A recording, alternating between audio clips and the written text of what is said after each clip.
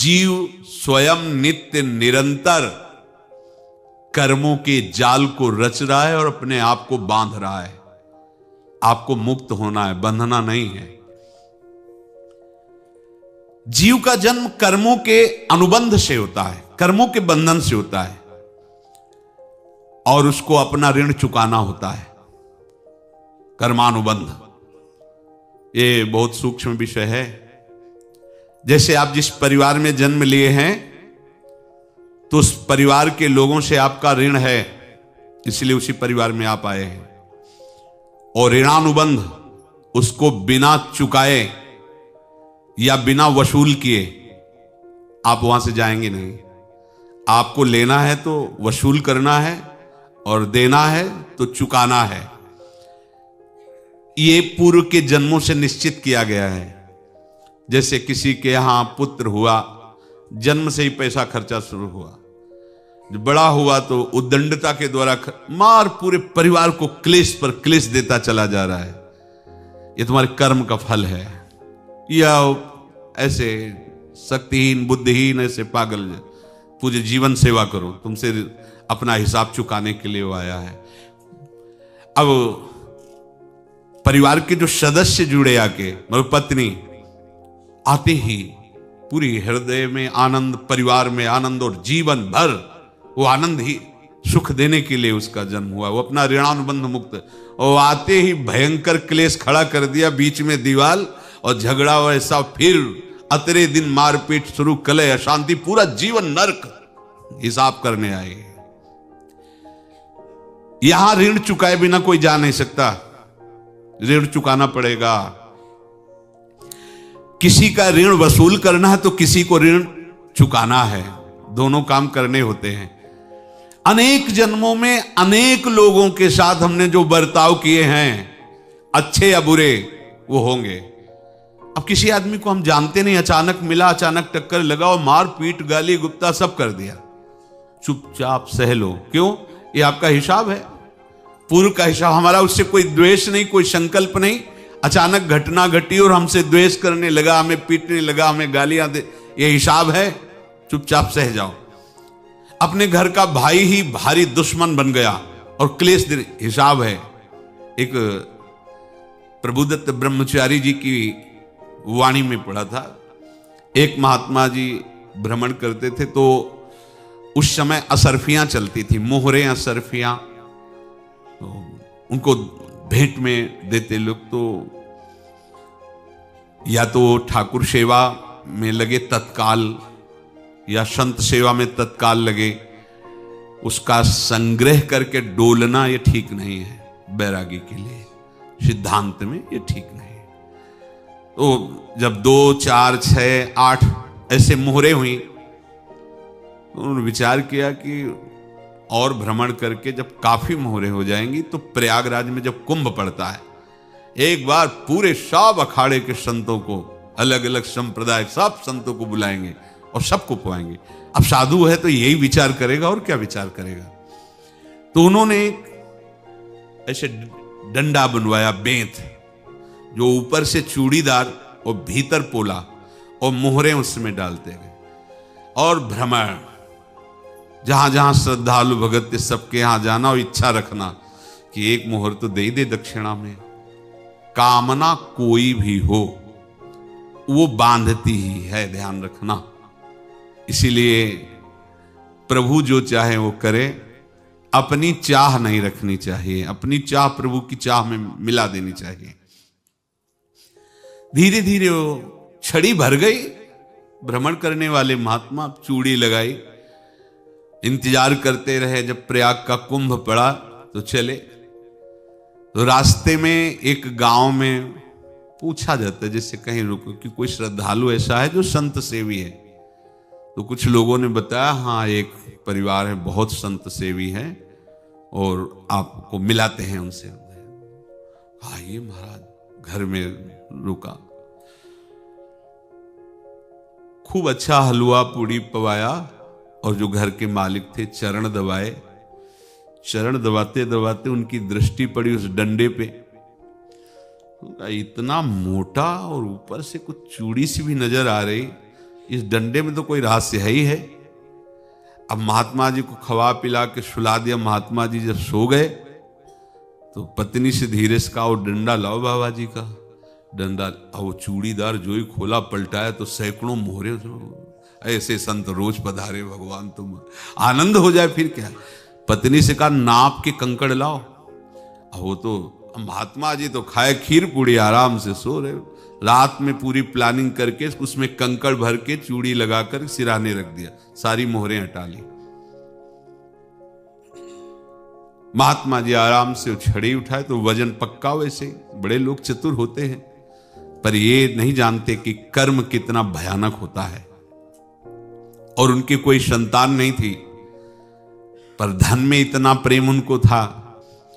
बहुत सावधान। साधु महात्माओं के पास जो अर्थ है, गृहस्थी अगर आता वहीं से है, पर अगर उसको जोर जबरदस्ती या किसी छल कपट से, तो वो उसका विनाश ही करता है। आज तक का प्रमाण है। अब उनको ये भाव पता नहीं होगा, या पता होगा तो लोभ के कारण वो उसको मान नहीं पाए होंगे। महात्मा जी गए प्रयाग में, किसी अखाड़े पर रुके और वहां प्रार्थना की कि कल जो है संपूर्ण अखाड़ों का निमंत्रण किया जाए और सब संतों को भोग पवाया जाए और उनको दक्षिणा भी दी जाए। महंत ने सोचा कि बहुत बड़ा है तो उत्सव है, क्योंकि प्रयाग में कितने हजारों संत महात्मा सब। उनका महाराज बोरों इसमें चीनी और टीनों घी लगेगा, सब व्यवस्था। बोले आप मंगाइए, एक एक हिसाब हम करेंगे, हमारे पास सब व्यवस्था है। बोले कुछ तो पहले दे दो, वो इकट्ठे देंगे हम। उनको था कि अगर हम छड़ी खोला और दो चार मोहरे दी, किसी को पता लग गया तो गड़बड़ हो सकती। बोले हम भंडारे के समय आखिरी में सब कुछ आपको दे देंगे। ठीक है। वो अपने पास से पैसे लगाकर खूब जितना सामग्री सब लाए, लाखों की, और सब संतों को निमंत्रण कर दिया। संत जन निमंत्रित हो गए, भंडारा बन रहा है। तब वहां के महंत है और उनका देखो भंडारा भी बन रहा है, संतों को निमंत्रण। अब आप अर्थ की व्यवस्था कीजिए, क्योंकि इतनी बड़ी हमारी सामर्थ्य नहीं थी जितना हमने किसी तरह हमने व्यवस्था की। अब मुझे अर्थ चाहिए, तभी आगे की व्यवस्था बढ़ेगी। संतों को दक्षिणा देंगे और जिनसे अर्थ लिया उनको दे। देखो रसोई बन गई है सब। उनका छत में विश्वास नहीं तो ये अभी चूड़ी खोली। उनको तो था ना कि मोहरे हैं, कंकड़। तो अब जैसे कितना उनको सदमा लगा होगा। हजारों संतों का निमंत्रण, रसोई बन, मतलब संत हो के छल कपट। तो उनका महाराज आपने तो हमारा नाश कर दिया, जो महंत थे। अब बताओ रसोई बन गई, संत निमंत्रित हो गए और आप ये कंकड़ दिखा रहे हैं हमको। आपने तो हमें बर्बाद कर दिया। हमारी इतनी सामर्थ्य नहीं थी, आप पहले बता देते। संत होकर ऐसा छल कपट। अब वो बोले तो क्या बोले, क्योंकि उनको पता था कि मोहरे हैं इसमें। अंदर से उनका चिंतन गया उसी सेठ के पास। अच्छा, ऐसा धोखा हमारे साथ किया, भोगोगे तुम। ये जो निकलता है ना भोगोगे, ये अकाट्य होता है। क्योंकि किसी का भी हृदय, मान लो किसी भी जीव जंतु को आप कष्ट दें और उसका हृदय आह भर जाए, तो वो आह वज्र की लेख है, तुम्हें भोगना पड़ेगा। वो देखो भीष्म जी को भोगना पड़ रहा है ना। सांप को ऐसे धनुष की नोक से उठाया और बंबूल के कांटों के ऊपर फेंक दिया। कई दिन तक शेदा हुआ, वो आह भर करके मरा। तो आपको 6 महीने बाणों की सैया पर आह किसी की ना लेना जिंदगी में। कोई ऐसा कोई आह भर करके कह दिया तुम समर्थ हो, हम तो कुछ कर नहीं सकते। और अंदर से दुखी, फिर तुम्हारी सामर्थ्य काम नहीं करेगी, मिट्टी में मिला देगी। फिर ये तो संत थे और भगवत आराधना के लिए, संत आराधना के लिए ही ऐसा किए हुए थे। अब इनका कैसे मुंह दिखाएं, अब क्या करें। सुबह संत जन आएंगे, सबके बीच में हमारी कि देखो इन्होंने, अब क्या करें। गए और संगम में जाके छलांग लगाई, अपने प्राण त्याग दिए। अब उनके तो पास मोहरे थी और व्यापार बढ़ा, और 9-10 महीने बाद ही लड़का हुआ। अब तो उनको कि संत फलीभूत हो गया। देखो व्यापार चल रहा, लड़का नहीं होता था, लड़का भी हो गया। बड़ा आनंद छा रहा है। जब से वो प्रकट हुए और धन की वृद्धि शुरू हो गई, पढ़ाई लिखाई में उनके खर्चा हुआ सब, बस बीमारी शुरू हो गई उनके शरीर में, अब उसमें पैसा जाना शुरू हुआ। इतने आसक्त वो दोनों हो गए कि कुछ भी हो, व्यापार ठप, संपत्ति बेचना शुरू। तो उन्होंने कहा कि बेटा मैं क्या कर सकता हूं तुम्हारे लिए?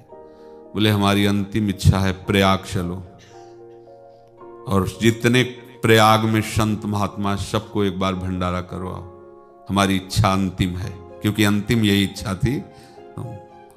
बोले अब ज्यादा संपत्ति तो नहीं रह गई, तो बोले घर बेच दो, मेरे लिए ही तो है, बेच दो, मुझे लगता मैं बचूंगा नहीं, पर मेरी अंतिम इच्छा पूर्ण कर दो।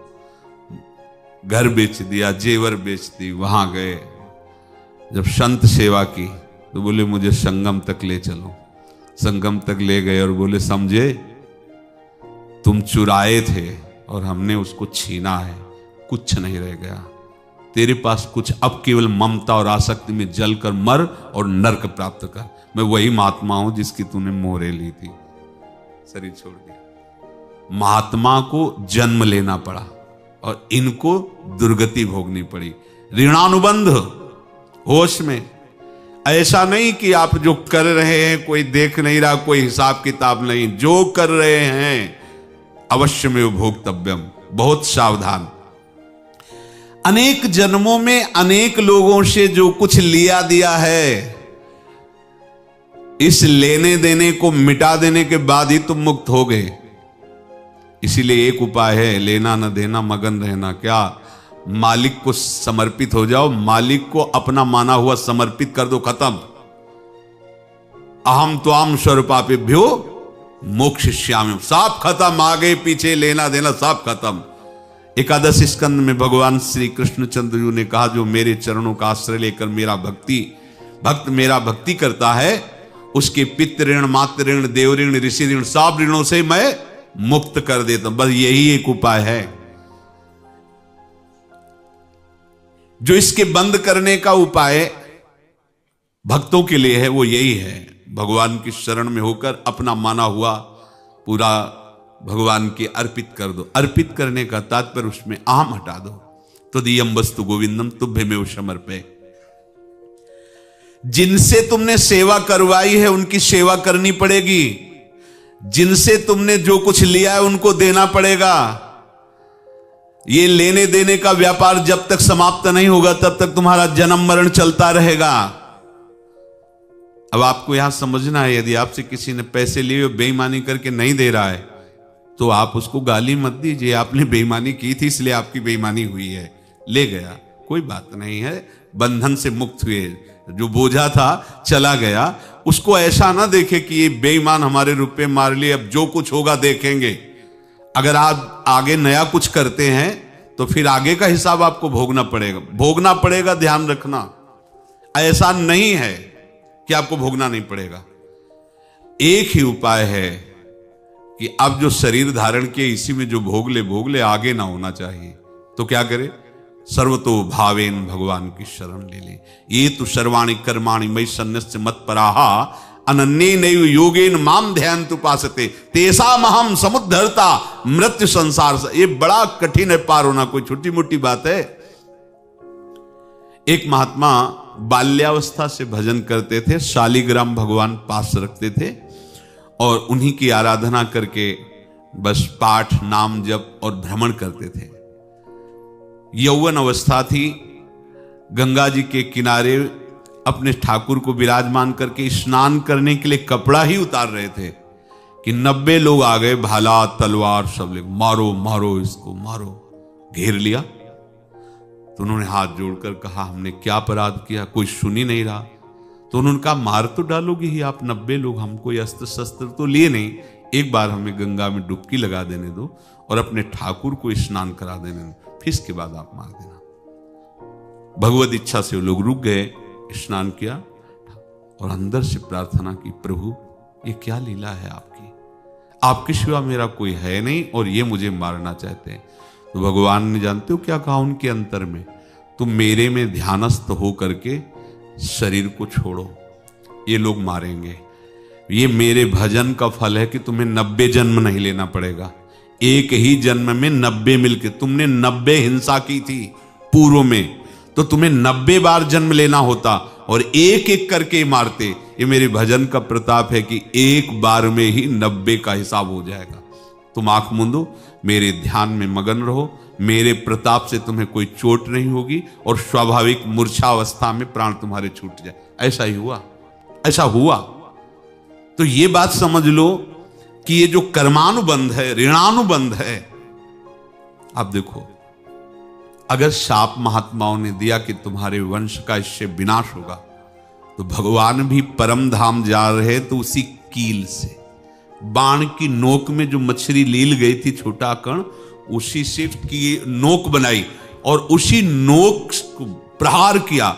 भगवान के श्री चरण में वही बाण की नोक लगी और भगवान ने स्वीकार किया ना। भगवान का बड़ा लीला विचित्र है। अगर छुप करके उधर रामावतार में बात, तो इधर ऐसे स्वीकार किया है भगवान ने। ऐसा कहीं नहीं दिखाया कि मैं भगवान हूं तो मैं अपने लिए, ऐसा नहीं दिखाया। नारद जी का हित किया पर नारद जी ने श्राप दिया तो भगवान ने स्वीकार किया। बंदरों ने ही सहायता की, जैसा बोले थे वैसा। ये लीला इस शरीर में भोगनी पड़ेगी। हां, ज्यादा को कम में भुगता देंगे, पर अब अगला शरीर ना मिले, इसके लिए सर्वतो भावेन भगवान के आश्रित हो जाए। जैसे आपने दुकान फैला रखी है तो उसमें दो काम होते हैं, लेना और देना। किसी को उधार दिया है तो हमें उसे लेना है, और कोई नगद देकर सामान ले रहा है तो उसे सामान देना है, या उधार लिया है तो हमें उधार देना है। अब अगर दुकान बंद करनी है तो तुम्हें देने वालों पर जोर देना है, लेने वालों पर जोर नहीं। लेने वाला तो जाओ हम क्षमा किया, समर्पित किया, हमारा कोई संबंध नहीं, खत्म हो जाए, वो खुशी हो जाएगा। लेकिन देने वाला तुम अगर दुकान भी उठा दोगे तो जहां भी रहोगे तुम्हारे पास वो आएगा, लाइए हमारा। तो देने पर नजर रखिए, जिसका जिसका हिसाब है वो आपके सामने आता जाए, हटाते जाओ। लेने पर नजर मत रखिए और दुकान फौरन उठा दीजिए, नहीं अगर लेते देते रहे तो चलता रहेगा। आगे चलकर कुछ लेना न देना, मगन रहना बस अपने प्रभु के चिंतन में। अब हम कैसे जाने कि किसको क्या देना है, हमें क्या पता? तो हम पूरा हिसाब जिनको पता है उनको दे देते हैं, समझ रहे हो? उनको पता है क्या लेना है क्या देना है, तो इनके पास पहुंच गए, सरकारी हिसाब से सब बराबर कर देंगे। हमको अपनी जिम्मेवारी इनकी चरणों में समर्पित कर देना है, तभी हम जीवन मुक्त होंगे। ये रहस्य की बात है। प्रभु कह रहे हैं, यस्य सर्वे समारंभाः काम संकल्प वर्जिताः ज्ञानाग्नि दग्ध कर्माणं तमाहु पंडितम बुधाः। जिसके संपूर्ण कर्मों के आरंभ संकल्प और कामना से रहित हैं, तथा जिसके संपूर्ण कर्म ज्ञान रूपी अग्नि से जल गए हैं, उसको ज्ञानी जन भी पंडित कहते हैं, बुद्धिमान कहते हैं। पूज्य श्री भाई जी महाराज कह रहे हैं, जैसे वहां ज्ञानाग्नि से दग्ध कह रहे हैं, तो अपने वृंदावन वासियों का प्रेमाग्नि से सब कर्म संस्कार दग्ध होते हैं। जिस समय आपके हृदय में भगवत प्रेम का प्रादुर्भाव होगा तो लेश मात्र कभी तुम्हें दुख नहीं भोगना पड़ेगा। प्रेम का प्रादुर्भाव होते ही दुख का नाश हो जाता है, महासुख। जब प्रेम का प्रादुर्भाव होगा तो समस्त पाप भस्म हो जाते हैं, अशांति नष्ट हो जाती है, संसार ज्वाला स्पर्श भी नहीं कर सकती है। जब भगवत प्रेम का प्रादुर्भाव होता है तो हो सकता है उस उपासक के जीवन में दुखों का पहाड़ टूट पड़े, परिवार खिलाफ, शरीर रोगी, अव्यवस्था, बहुत बहुत कुछ, सब कुछ। कह रहे हैं इतना सब होने पर भी उसके हृदय में कोई भी दुख नहीं होता। ऐसा सामर्थ्यशाली भगवत प्रेम है। भगवान के चरणारविंद का जिसके हृदय में प्रेम है, भारी से भारी दुख भी उनको विचलित नहीं कर सकता।